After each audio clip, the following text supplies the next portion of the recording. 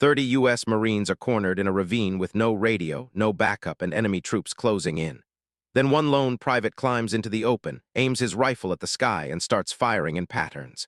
His officers think he's lost his mind, until 2 minutes later, American artillery lands with surgical precision and every man walks out alive.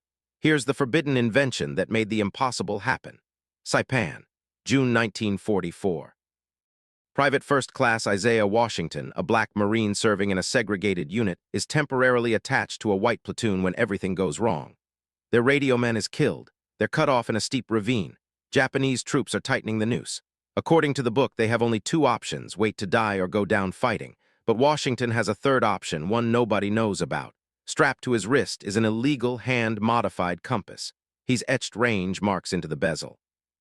Added a tiny notch for rough distance finding. It's a DIY targeting computer, and it violates every equipment regulation in the Marine Corps. Washington doesn't care. He scrambles up to the ridge, the most exposed place on the battlefield, because it's the only spot an artillery observer might see him. The officers below shout for him to get down. Standing there is suicide, but without a radio, it's their only chance. Washington loads tracer rounds and begins firing in deliberate sequences: dots, dashes, coded bursts, a visual SOS.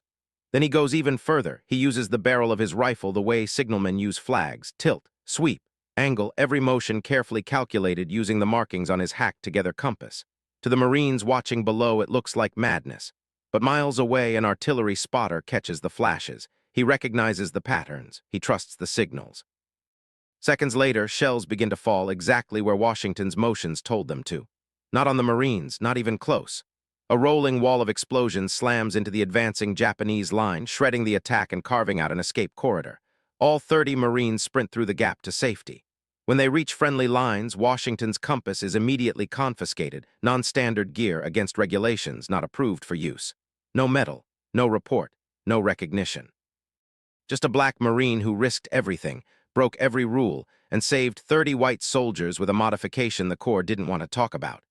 Years later, the military quietly adopted visual artillery signaling as a backup doctrine.